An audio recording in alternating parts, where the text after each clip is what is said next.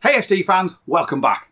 And if you're here for the first time, my name's Mark, I'm the Editor-in-Chief of the Scuba Diver Media brand, and welcome to the Scuba Diver YouTube channel. A buoyancy compensating device, or BCD, is a core essential of your dive kit. Without one, you'd have nothing to mount your cylinders on. However, when it comes to choosing a BCD, there are a whole host of options available out there.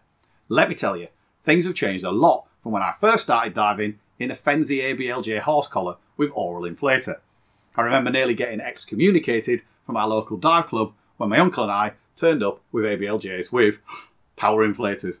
And you'd have thought we committed some sort of cardinal sin when we progressed onto a stab jacket, or stabiliser jacket, which was a name given to what are now referred to as jacket style BCDs.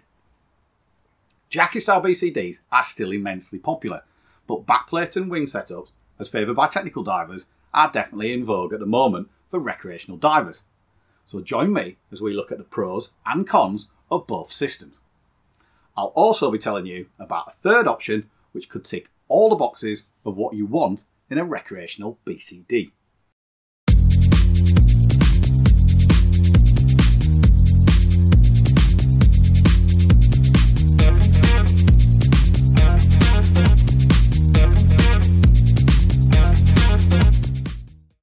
A BCD is a chassis on which your diving system is mounted. Not only does it hold your cylinder or cylinders, but it also provides you with a means of controlling your buoyancy via its power inflator and bladder. It needs to be able to support you on the surface, both before and after dives, and underwater it has to enable you to achieve neutral buoyancy throughout your dive. Stripped bare, those are the core functions of a BCD. Things like integrated weight pockets, trim weight pockets, pull dumps, storage pockets, D-rings, etc. are all just add-ons, which are nice to have, but are not essential.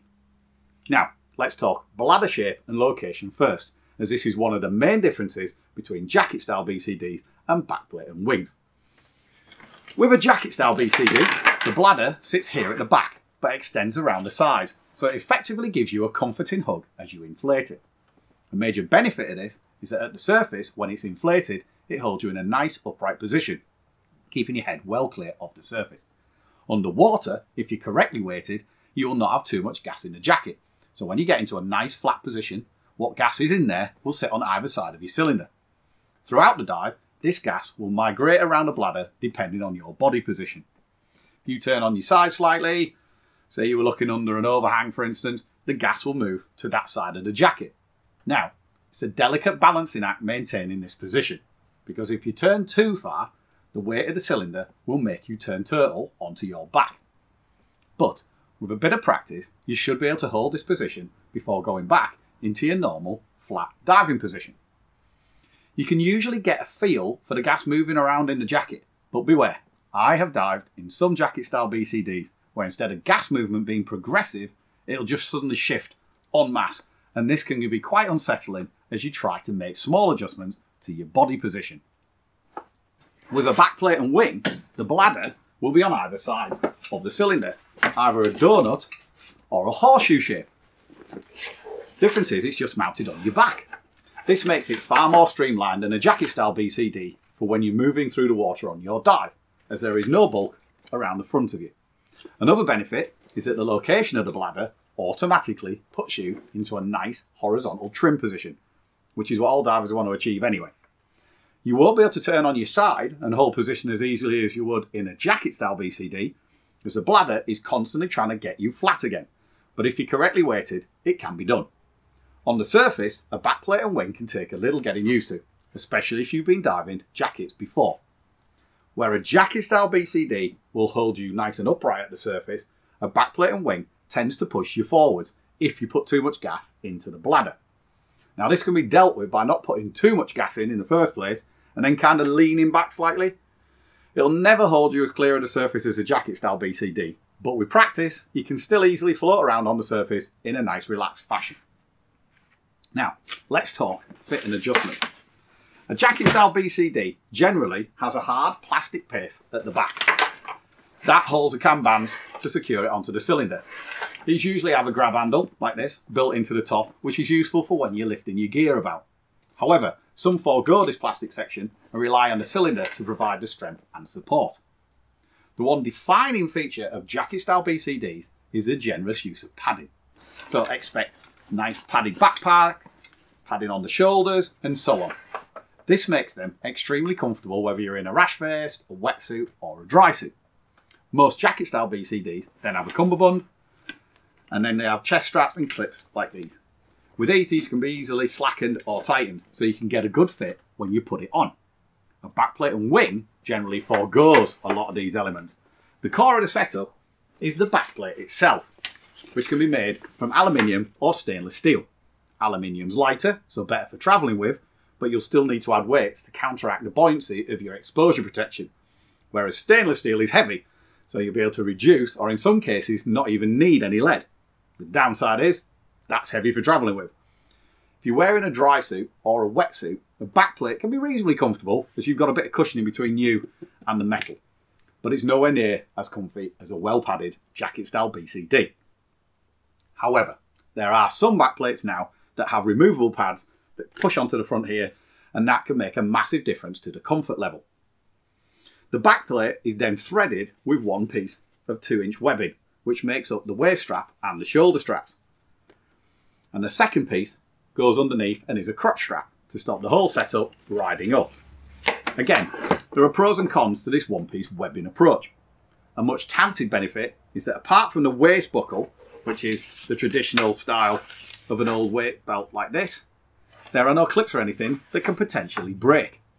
These so-called failure points are avoided at all costs by tech divers, but I have to be honest, in literally thousands of dives, I've seen maybe 2 pinch clips break, and in both instances, it was right at the point where the diver stood up and the weight of the cylinder and the lead weights was loaded onto the clips.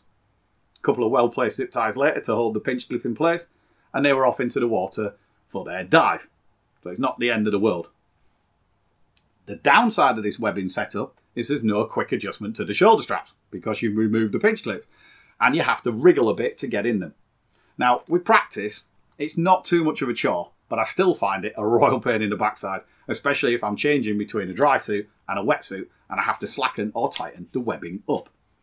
Now, some backplates allow a degree of movement when you undo the waist strap, and this does slacken off slightly, and this helps, it does help. But personally, I still like straps I can just grab hold of to pull down and tighten up, as on the jacket style BCD.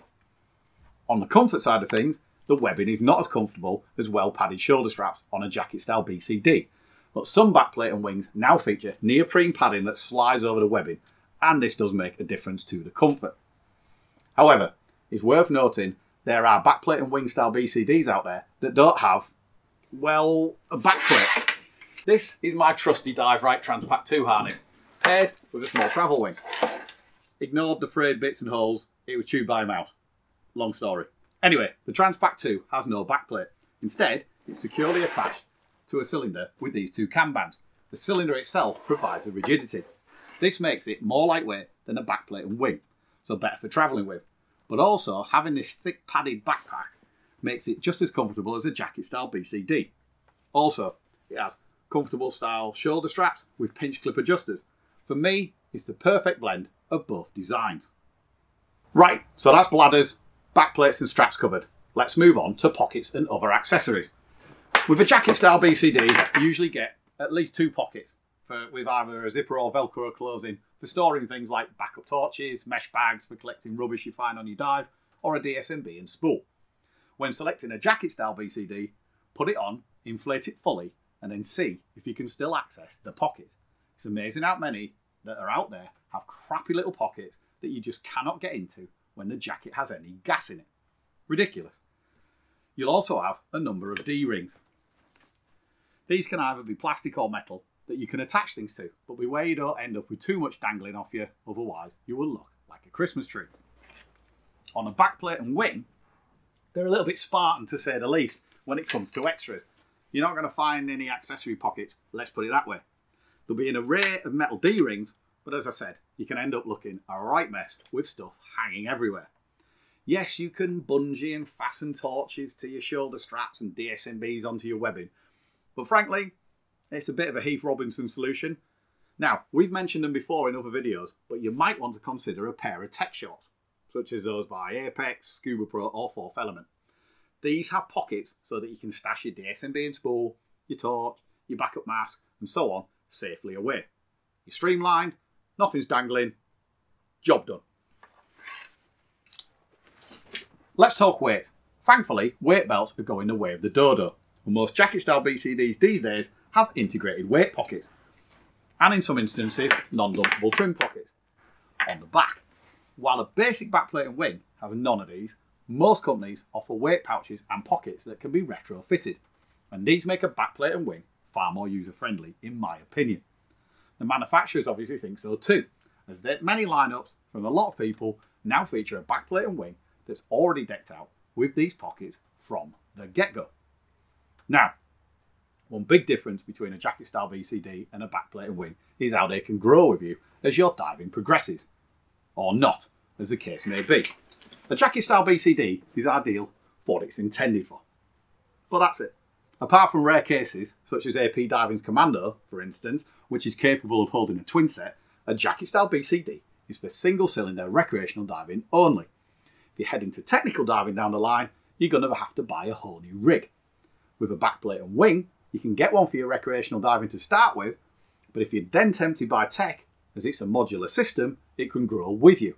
In a matter of minutes, you can replace the single cylinder wing with a larger wing designed to hold a twin set and stage cylinders, but retain your existing backplate and harness setup. The other benefit of a backplate and wing is that it can grow with you as you, well, grow. Children grow at a prodigious rate these days, and rather than go through several jacket style BCDs as they move through their teens and into adulthood, get them a backplate and wing, and all you need to do is adjust the webbing harness as they get bigger. Sorted. This is actually my son's BCD. And while this extra small adult jacket still fits him at the moment, he's already progressed onto this backplate and wing, which should see him right for many years to come. Now, as with all diving equipment, whether you opt for a jacket style BCD or a backplate and wing, it's all down to personal choice. Both do the job that they were intended for, and both have their pros and cons, as I've discussed. But for recreational divers, there's a third option that sits between the two. The back inflate BCD, such as the Aqualung Rogue, modelled by Dexter, Scuba Pro Hydros Pro, the Atomic Aquatics BC2, or the Dive Right Hydrolite.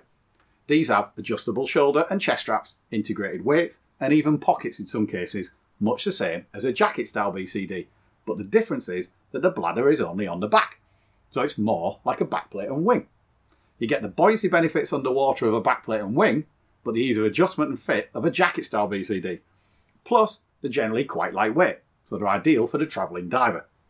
If you are diving recreationally on a single cylinder and you're not planning on venturing down a technical diving route, then a back inflate BCD could be just what you are looking for.